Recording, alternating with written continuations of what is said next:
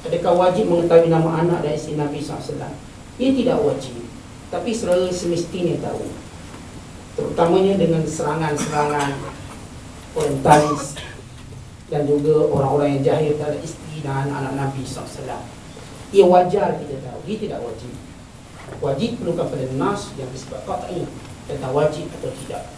Tetapi kita mengetahuinya, yang sebahagiannya saudara macam ibu-ibu atau isteri Nabi SAW sebagai ibu-ibu kita. Kita lebih wajar tahu. Ada pun anak Nabi SAW yang ia menjadi ilmu khusus orang ahli sejarah. Kita mungkin tak berperasan, ataupun anak dan cucunya kita mungkin tak berperasan sangat. Dan kalau kita tak ingat baik secara turutan, baik namanya, kita tidaklah berdosa. Tetapi sewajarnya kita tahu. Terutamanya dalam keadaan kita lihat dunia sosial ini, orang kenal anak fulan bin fulan, isteri orang tu, terutamanya artis dan selebriti, tapi mereka jahil terhadap Nabi SAW dan juga keturunan Nabi SAW. Ia amat mengayatkan di sudut agama. Mengapa mata Nabi Yaqub AS menjadi buta? Disebut oleh Allah dan surah Yusuf kerana kesedihan yang membawa kepada buta itu, kesedihan. Apakah Maria Qibtiyah juga merupakan ibu orang beriman?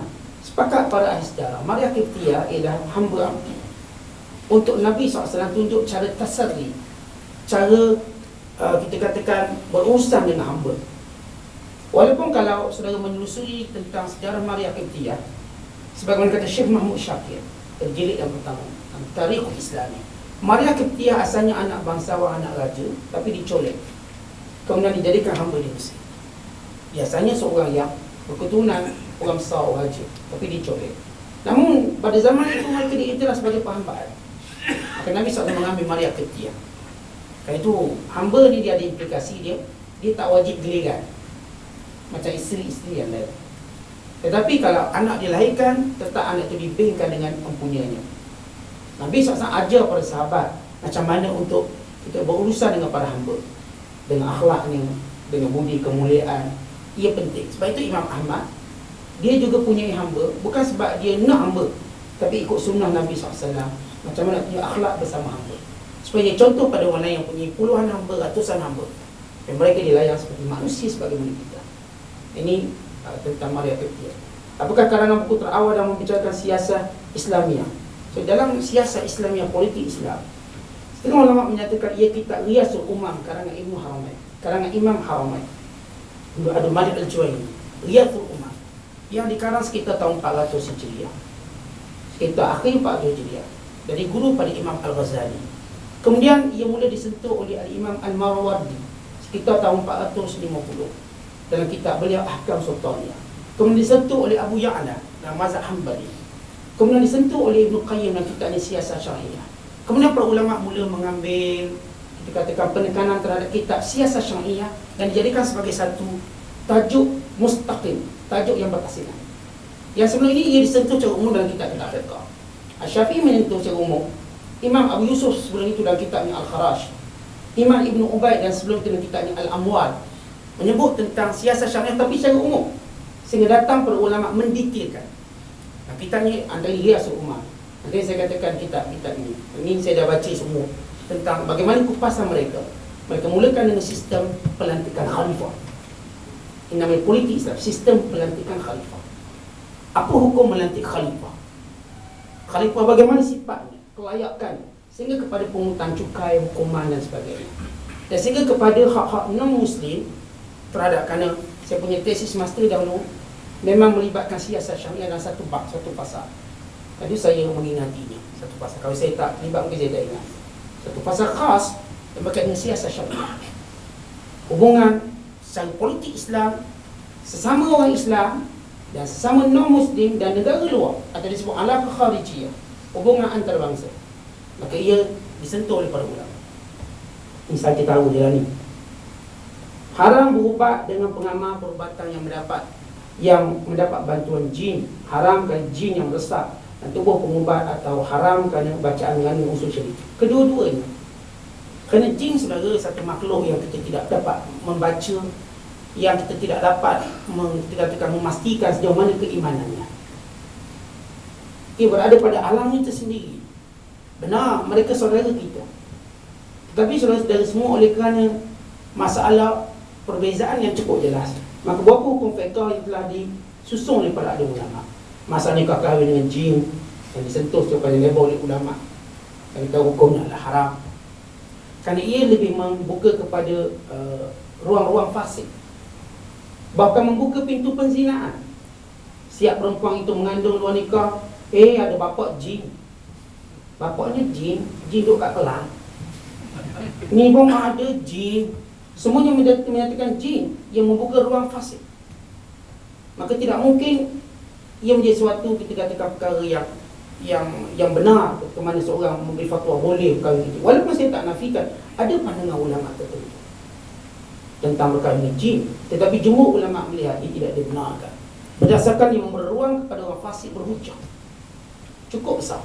Dan Imam Malik yang mengharuskan menarik balik fatwa tentang perkahwinan dengan jin. Kemudian sebut jin pula, saudara, kita tahu saya tak nak guna kaedah orang Melayu sebut si alim-alim jin sejahir-jahir manusia. Sebab saya tahu jahir manusia tak semayang, jin semayang, baik jin. Takkan saudara nak kata manusia itu lebih mulia daripada jin? Jin semayang. Yang ni jahir manusia tak semayang, tak keluar zakat. Tak mungkin. Itu bukan satu teori yang benar. Tetapi ia lebih kepada macam mana pun belajar manusia lah. Itu lebih teori begitu. Tapi bukan bermaksud saudara kata manusia lebih baik pada jin secara mutlak, tidak. Tapi kita tak nafikan orang alim manusia lebih baik pada orang alim jin. Kita nafikan sahabat manusia, sahabat di kalangan manusia lebih baik pada sahabat di kalangan jin. Sebab itu dalam mukaddimah kitab Ibnu Abdul Bar Al-Isti'ab dibincangkan adakah jin pun sahabat. Kan kita tahu ada jin-jin yang bertemu dengan Nabi SAW.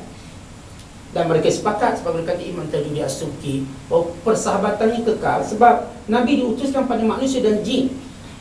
Oleh kerana mereka ni thaqalain, yakni makhluk yang bertanggungjawab, menerima beban syariat, maka mereka juga sahabat. Adapun malaikat, mereka bukan mukallafin, mereka bukan sahabat Nabi SAW. Malaikat ni makhluk lain. Ini at-tahqiq sesudah kita bincangkan siapa sahabat Nabi SAW. Jadi walhasilnya saudara, jin banyak sebab. Kerana saya katakan unsur rahsianya cukup banyak. Islam mengkaedah sadu zara. Yang kedua, kerana unsur syirik dan khurafatnya lebih banyak daripada unsur ketauhidannya. Menjadikan manusia yang berkawan dengan jin lebih sombong berbanding manusia tak kawan dengan jin. Dan menjadikan manusia itu kurang siuman bila kawan dengan jin. Contoh saya kata saya kawan dengan jin, tengah saya sembang tu, sekejap lah, balik ni habis ilmu saya. Mana ustaz ni betul ni, tak boleh ngaji ustaz ni tak boleh belajar ni. Kan ini tohmat. Tak mungkin saudara akan kata dia baik atau dia bagus. Sebab itu orang berkawan dengan jin, dia mendekatkan dirinya pada gila, mendekatkan dirinya pada pengasingan. So bini kita pun takut. Pengaruh duduk sana dulu kan. Esok dia pergi kat mahkamah file minta cerai. Jadi saudara, banyak musuh. Dengan lebih jelas, kita tak cenderung untuk berubat dengan orang yang berdamping dengan jin. Sekali pun dia kata jin Islam, dan lebih tahyul lagi dia kata jin aku Abdul Qadir Al-Jilani. Paling tahyul lagi dia menyebut. Apa lagi dengan proses penurunan, menurun ni maknanya jin tu masuk dalam tubuh. So ini satu kezaliman sehingga menghilangkan akal orang ni. Menghilangkan akal. Islam wajib menyuruh kita wajib jaga akal. Tiba-tiba kita biarkan jin ambil akal kita, masuk dalam badan kita, tak sedap. Cakap lepas sedap, aku cakap apa tadi, aku cakap apa. Kita pula tahu, dia tak tahu. Kan jin kamu punya. Dia tanya kita pula, dia cakap apa.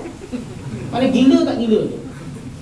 Sebab itu saudara, kita tidak berubat, temu dengan orang yang mendampingi jin. So kita ada banyak rawatan-rawatan yang baik, yang halal, yang lebih menyelamatkan akidah daripada khurafat ni. Kadang-kadang saudara, orang kita ni promosi luar biasa. Dia promosi luar biasa. Tapi benda baik ni salah orang kita juga. Benda baik ni kita kurang promosi. Saya kuliah, orang tak promosi sangat. Ada saya tulis-tulis tak kapal-kapal ke semua. Tampar sana, tampar tak ada. Ya ada lah, tak ada sudah. Cuba saya lihat yang lain, alung-alung, cara dipromosi. Tiap hari balik. Rumah saya 1 tong. Dia tahu saya tak punya alung. Tengok dia promosi. Dia harap satu hari nanti saya akan pergi hutang dengan dia. Dia harap begitu. Tapi kita baik-baik ini tak kurang promosi.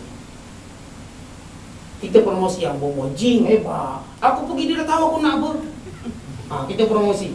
Yang baik-baik ini hantu-hantu lah. Ini juga silap masyarakat, kerana lebih mempromosikan yang fasik. Dan kadang-kadang sedih ustaz-ustaz kita yang terpromosikan pelakon-pelakon penyanyi yang ceramah ni. Dia menyanyikan lagu, dia sebut nama filem, dia sebut siapa juaranya, dia promosikan. Ini juga kesilapan. Sehingga orang nampak, oh, ia ada nilai. Ini juga satu kesilapan.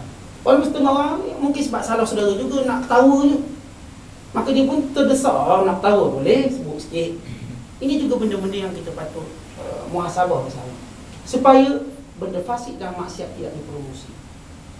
Yang patut promosi benda yang baik dan taat. Wallahu a'lam wa bissawab. Assalamualaikum warahmatullahi wabarakatuh.